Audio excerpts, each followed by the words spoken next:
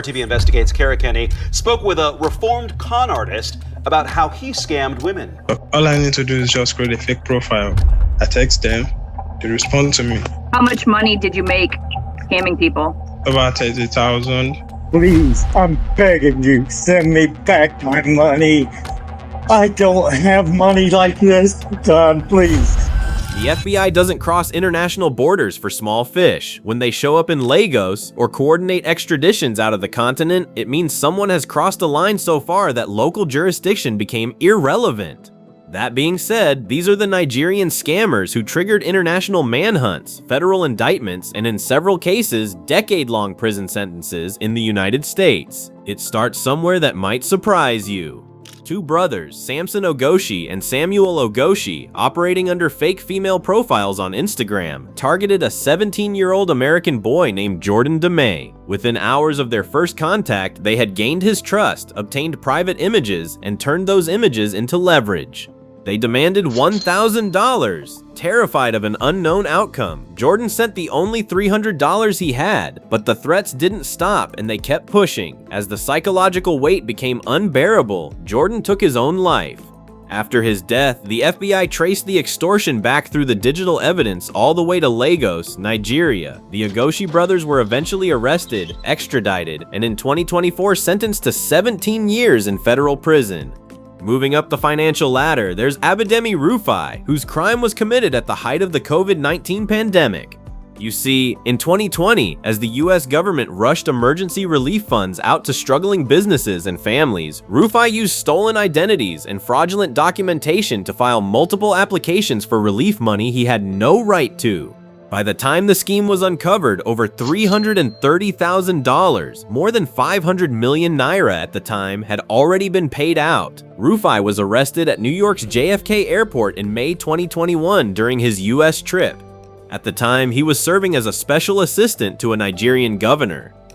Then there's Sapphire Egemasi. This lady taught herself programming and software development as a teenager, built genuine technical skill, and then put all of it in the service of a cyber network operating out of Ghana that recruited her at around 20 years old. She became the person building the infrastructure, specifically fake payment portals, designed as exact copies of real banking platforms. When victims logged in, their accounts were emptied.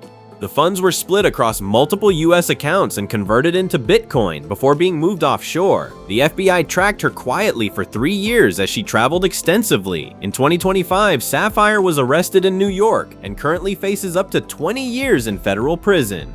Business email compromise is the type of fraud that keeps appearing in these cases because it's the one that consistently produces the largest losses with the least noise. Abiola Coyote understood that better than almost anyone. Between 2015 and 2016, Coyote was a key coordinator in a sophisticated BEC ring targeting US companies.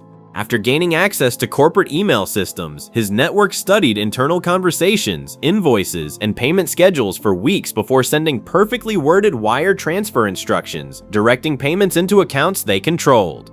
By the time companies realized what had happened, the money was already gone and scattered. According to US prosecutors, Coyote managed accounts that received the funds from these companies. He evaded capture for years and was added to the FBI's most wanted cybercriminals list. But he was ultimately arrested in Ghana and extradited to face federal charges in the United States in December 2024.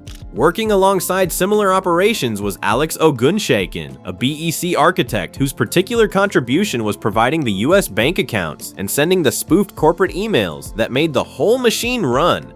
He helped defraud more than 70 American businesses with total losses exceeding $6 million. Indicted by a US federal grand jury in 2019, Ogunshaken spent years evading the warrant before eventually being tracked, extradited from Nigeria, and sentenced to 45 months in federal prison in October 2024. But Alex's case was much less popular than this next guy. Obinwan Okeke, better known online as Invictus Obi, represents one of the most jarring gaps between public image and private reality on this entire list. In 2016, Okeke appeared on Forbes Africa's 30 Under 30 list and was praised for his work in tech investment and innovation. He carefully constructed the image of a young African billionaire. However, behind that image, Okafor and his network were breaking into corporate email systems, sending fake payment instructions using fabricated invoices, and redirecting wire transfers into accounts they controlled. The FBI alleged that over $11 million were moved into those accounts before investigators caught up with him. He pleaded guilty to computer fraud and wire fraud and was sentenced to 10 years in federal prison in February 2021. As of December 2025, federal prison records indicate he is no longer in custody. Operating in a similar space but with even more precision was Olalekan Jacob Ponley, known as WoodBerry, and he was arguably the most technically sophisticated name on this list. While others sent rushed phishing emails and hoped for the best, WoodBerry was patient. He would silently sit inside a company's email system for weeks or sometimes months and wait for a major transaction to approach.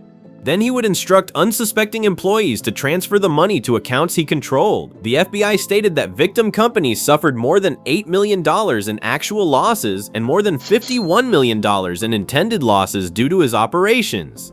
Interestingly, WoodBerry was a close associate of Hushpuppi, who is the most visible and documented Nigerian fraudster of the modern era. I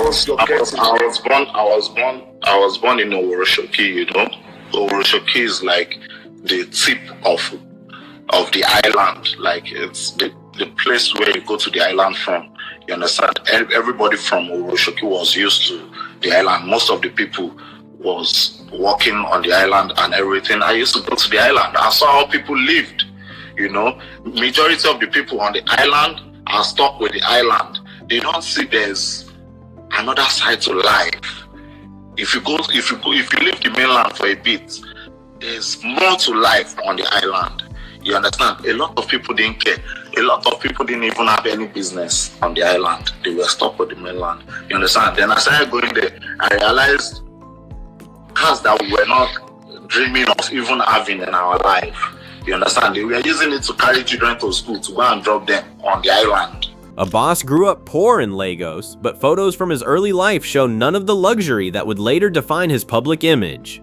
What he built instead was a calculated career in business email compromise. He operated a network that intercepted legitimate corporate transactions and laundered millions of dollars through US banks before moving them offshore. Hushpuppi also constructed a lifestyle of sheer opulence on Instagram, flaunting Lamborghinis, Rolls-Royces, private jets, and designer clothes. By 2018, the FBI was already building a case against him, and in June 2020, Dubai police raided his apartment in the middle of the night. Over $40 million in cash and assets were seized, alongside 13 luxury cars, 47 smartphones, and 800,000 emails belonging to potential victims.